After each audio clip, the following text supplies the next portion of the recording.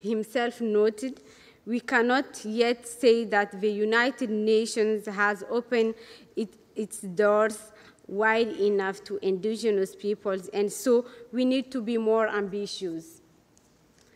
Further, the Forum has welcomed the work done by the United Nations system to implement its system-wide action plan on the right of indigenous peoples and encouraged United Nations country team to facilitate dialogue between indigenous peoples and the states. At this year's session, the Permanent Forum changed its method of work, whereby the first week was devoted to plenary meetings and the second week included regional dialogue with indigenous peoples and member states. These dialogues provided an opportunity to discuss issues of relevance in the countries of the region and identify how to sharpen the focus and the impact of the Permanent Forum's analysis and recommendations. This new method of work was well received by representatives of indigenous peoples and member states participating in the dialogues, and we intend to continue this practice at the next year's session. We also continued the practice of holding closed dialogue meetings with member states, indigenous peoples, and UN agencies. I would like to thank the many states that participated in frank discussions at the closed meeting and the regional dialogue, which are beneficial for the work of the Forum, and I trust that this also proves useful for member states as well as indigenous peoples. The Permanent Forum also discussed the preparation for next year, which will be the International Year of Indigenous Languages. The Forum welcomed the action plan developed in cooperation with states, UN mechanisms, indigenous peoples, and other stakeholders, and calls upon states to support the implementation of the action plan, including the allocation of financial resources.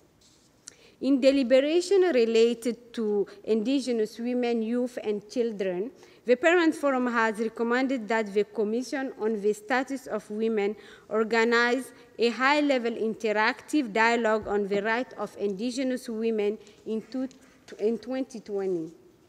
The Forum invites member states to support this call and looks forward to continue our close collaboration with the Commission on the Status of Women in advancing the right of indigenous women. The Forum continued its deliberation on the opportunities and challenges of the 2030 Agenda for Sustainable Development and emphasizes that achieving the Sustainable Development Goals is not possible without fulfilling the rights of indigenous peoples to lands, territories, and resources.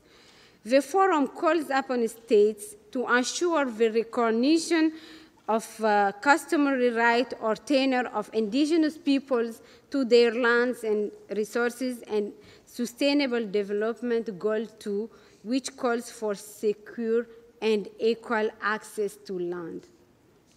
The 2018 High-Level Political Forum on Sustainable Development will be held next week under the theme of Transformation Towards Sustainable and Resilient Societies, where 47 countries will be conducting voluntary national reviews. In the third year of implementation of the 2030 Agenda, there has been some progress to include indigenous peoples in the reviews. However, and meaningful consideration to their issues are still lacking. The Forum also encourages that the states to work with indigenous peoples to develop guidelines for responsible renewable energy development with consideration to Sustainable Development Goal 7 on ensuring access to affordable and clean energy to all, which will be reviewed this year, and the implementation of which is posing opportunities as well as threats for indigenous peoples. I am privileged to present to you the report on the 17th session of the Permanent Forum on Indigenous Issues. I believe that the analysis and the recommendation contained in the report will enrich at the deliberation at the international level and will provide valuable inputs to the work of member states at the national level to promote the right of and well-being of indigenous peoples. Thank you for this opportunity to present the report at the Council, and I look forward to your continued support as we step up our effort to translate the UN Declaration on the Right of Indigenous People into concrete steps forward. I thank the Chair of the Permanent Forum on Indigenous Issues at its 17th session for her statement. I now invite the Council to begin its general discussion of Agenda Item 19G. I see no request for the floor. We have thus concluded the general discussion on Agenda Item 19G. I now invite the Council to turn to Chapter 1, Section A of the report of the Permanent Forum on Indigenous Issues on its 17th session, issued in Document E/2018/43, which contains 3 draft decisions recommended by the Permanent Forum for action by the Council. I first invite the Council to turn to Draft Decision 1, entitled International Expert Group Meeting on the theme Conservation and the Rights of Indigenous Peoples. Are there any comments on Draft Decision 1? May I take it that the Council wishes to adopt Draft Decision 1? I hear no objection. Draft Decision 1 is adopted.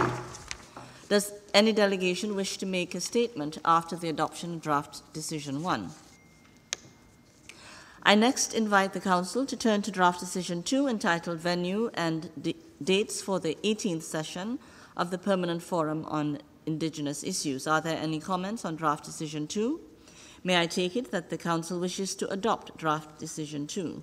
I hear no objection. Draft Decision 2 is adopted. Does any delegation wish to make a statement after the adoption of Draft Decision 2?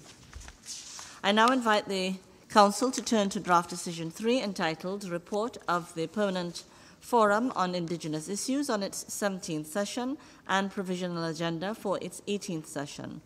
Are there any comments on Draft Decision 3? May I take it that the Council wishes to adopt Draft Decision 3? I hear no objection. Draft Decision 3 is adopted. Does any delegation wish to make a statement after the adoption of Draft Decision 3? The Council has thus concluded its consideration of Agenda Item 19G. I will once again pause briefly to allow the podium to be rearranged. The consideration of Agenda Item 12F will begin momentarily.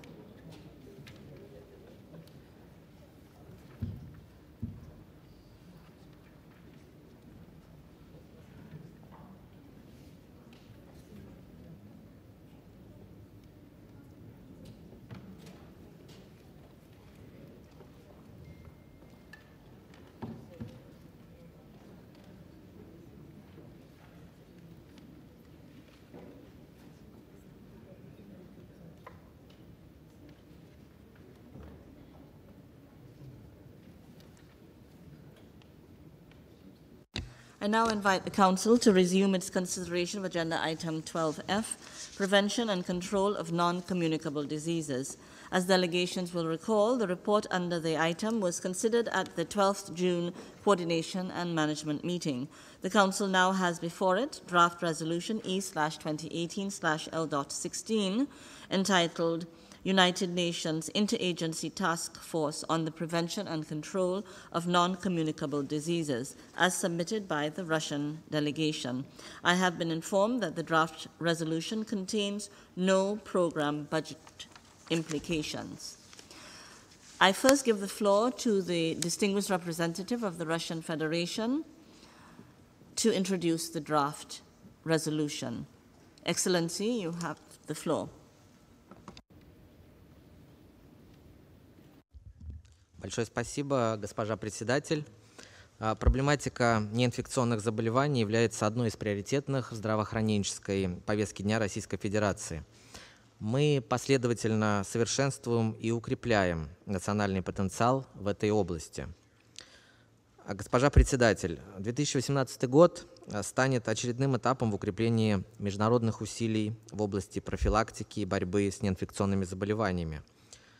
Ожидаем, что на третьем заседании высокого уровня Генеральной Ассамблеи ООН по неинфекционным заболеваниям будет проведен всеобъемлющий обзор прогресса на этом направлении и предложены дальнейшие шаги для закрепления успеха. Госпожа председатель, Российская Федерация имеет честь представить сегодня проект резолюции о работе межучрежденческой целевой группы ООН по неинфекционным заболеваниям. Этот документ направлен на поддержку достигнутых заметных результатов работы группы. С удовлетворением констатируем, что в странах растет востребованность ее услуг по оказанию экспертного и технического содействия в области борьбы с неинфекционными заболеваниями. Убеждены в необходимости продолжения поддержки группы, укрепления ее финансового, технического и кадрового потенциала. Постановляющая часть проекта призывает международное сообщество к мобилизации дополнительных средств, созданию необходимого потенциала в развивающихся странах для борьбы с неинфекционными заболеваниями, а также к укреплению взаимодействия со всеми заинтересованными участниками, в том числе на региональном и субрегиональном уровнях. Рассчитываем, что принятие резолюции консенсусом станет важным вкладом в повышение эффективности деятельности группы и ее роли в борьбе с неинфекционными заболеваниями. Позвольте также выразить признательность всем делегациям за активное участие в согласовании проекта. Спасибо большое. I thank the distinguished representative of the Russian Federation for his statement. For your information, the draft resolution is now closed for e-sponsorship. I now give the floor to the Secretary to read out the additional sponsors who joined after the submission of the draft resolution. Thank you, Madam Vice President. I would like to announce that since the submission of the draft resolution, and in addition to those delegations listed on the L document, the following countries have also become co-sponsors of L16: Belarus, France, Hungary, Japan, and Portugal. If any other countries wish to co-sponsor draft resolution L16, please signify by pressing your microphone button. Thailand, Belgium, Uruguay. Thank you.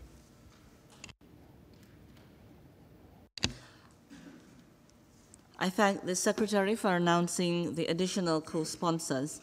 Does any delegation wish to make a statement before the adoption of draft resolution L.16?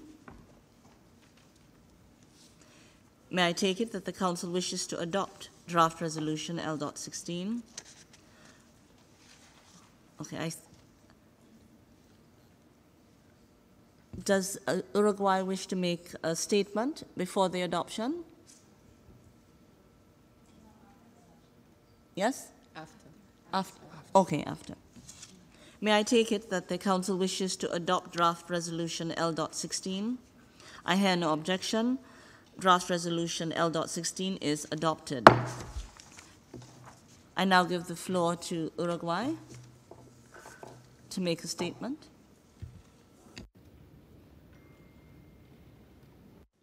Thank you, Madam Chair. Uruguay suscribe la adopción de esta intervención. Quisiéramos resaltar la importancia que reviste para nuestro país una coordinación fortalecida de las agencias de las Naciones Unidas que participan del equipo de tareas interinstitucional para las enfermedades no transmisibles. Es nuestro deseo que a través de una estrecha coordinación el equipo de tareas continúe apoyando de manera decidida los esfuerzos nacionales y expanda el referido apoyo, en particular en materia legislativa y de regulación, incluyendo la creación de legislaciones modelo destinadas a controlar los factores de riesgo de las enfermedades no transmisibles y brindando asesoramiento legal a los Estados miembros que se enfrentan a la interferencia de la industria en caso de ser requerido. Consideramos, además, que el equipo de tareas puede contribuir a la creación de capacidades adaptadas a las necesidades de los países y promover el intercambio de experiencias y buenas prácticas que permitan hacer progresos significativos para luchar contra estas enfermedades prevenibles y alcanzar las metas que nos hemos trazado, en particular el ODS 3.4. En ese sentido, valoramos especialmente las solicitudes que se adoptan en esta resolución y alentamos al equipo de tareas a profundizar sin demora su trabajo en estas áreas. Muchas gracias. I thank the distinguished representative of Uruguay for her statement. I see no further requests for the floor. Therefore, the Council has thus concluded its consideration of Agenda Item 12G. I now invite the Council to resume its consideration of Agenda Item 18I, Geospatial Information. As delegations will recall, under this item, the report of the Committee of Experts on Global Geospatial Information Management was considered at the 18th April Coordination and Management meeting. The Council now has before it the draft resolution E/2018/L.15 entitled Strategic Framework on Geospatial Information and Services for Disasters, as submitted by Jamaica and the Philippines. I have been informed that the draft resolution contains no program budget implications. I first give the floor to the Deputy Permanent Representative of the Philippines to the United Nations to introduce the draft resolution on behalf of the sponsors listed in the document. Sir, you have the floor. Is it, Madam? Madam, you have the floor. Thank you, Madam Vice President. I have the honor to introduce the resolution to adopt the Strategic Framework on Geospatial Information and Services for Disasters, as contained in document E/2018/L.15, on behalf of the main co-sponsors of the resolution, Jamaica, and my own delegation, the Philippines. We are pleased to have seen the support and active participation of delegations during the 4 informal consultations conducted a little over a month ago. That the paragraphs of the resolution were all agreed ad ref in a single lunchtime session reflects the constructive spirit of delegations who recognize the challenges and social, economic, and environmental impacts of disasters as obstacles to sustainable development. We wish to thank the delegations that have signed on as co-sponsors of the resolution. We also like to thank the Secretariat of the ECOSOC and of the UN Global Geospatial Information Management for their technical assistance throughout the process. The draft resolution under consideration endorses the Strategic Framework on Geospatial Information and Services for Disasters adopted by the United Nations Committee of Experts on Global Geospatial Information Management at its 7th session in August 2017 and presented to the ECOSOC in April this year. The strategic framework draws from the principles in the Sendai Framework for Disaster Risk Reduction 2015 to 2030, the 2030 Agenda for Sustainable Development, and the UN General Assembly Resolution on International Cooperation and Humanitarian Assistance in Natural Disasters, along with other relevant instruments.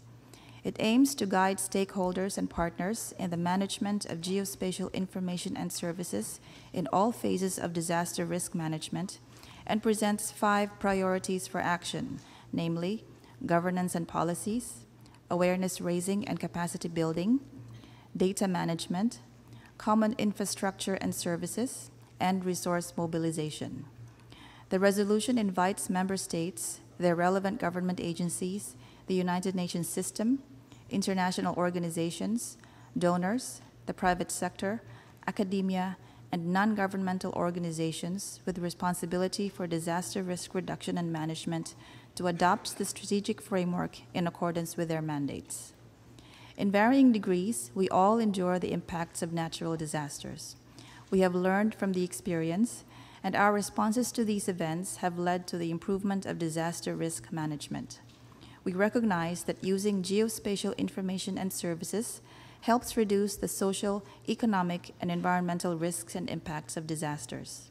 The collective and coordinated work of governments and stakeholders, along with geospatial information and services that are accurate, available, and accessible in a timely and coordinated fashion, are critical in developing successful disaster risk reduction and management plans and in building safer, adaptive, and resilient communities. Madam Vice President, on behalf of Jamaica and my own country, the Philippines, I humbly request all member states to adopt by consensus draft resolution E/2018/L15 entitled Strategic Framework on Geospatial Information and Services for Disasters. Thank you. I thank the Deputy Permanent Representative of the Philippines for her statement. For information, the draft resolution has closed for e-sponsorship. I now give the floor to the Secretary to read out the additional sponsors who joined after the submission of the draft resolution. Thank you, Madam Vice President. I would like to announce that since the submission of the draft resolution, and in addition to those delegations listed on the L document, the following countries have also become co-sponsors of L15: the Netherlands and Thailand. If any other countries wish to co-sponsor draft resolution L15, please signify by pressing your microphone button. Vietnam and Ireland. Thank you.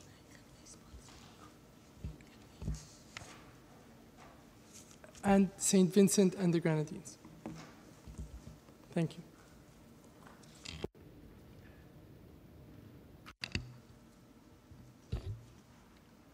So Senegal.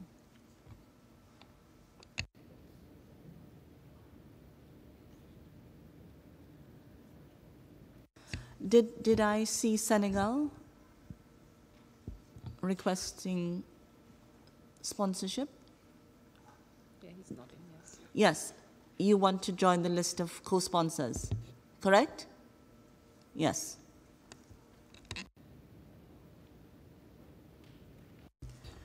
I thank the Secretary for announcing the additional co-sponsors. Does any delegation wish to make a statement before the adoption of draft resolution L.15? May I take it that the Council wishes to adopt draft resolution L.15? I hear no objection. Draft resolution L.15 is adopted. Does any delegation wish to make a statement after the adoption of draft resolution L.15? Distinguished delegates, we have thus concluded our program of work for this morning meeting. We will reconvene at 3 p.m. in this chamber to consider agenda items 19C on crime prevention and criminal justice and 19D on narcotic drugs. Immediately thereafter, an interactive roundtable will be held on the theme of the 2018 High-Level Political Forum on Sustainable Development, convened under the auspices of the Council. Transformation towards sustainable and resilient societies, with a focus on the contributions of the functional commissions of the Council. More details on the roundtable are available on the website of the Council. The meeting is adjourned.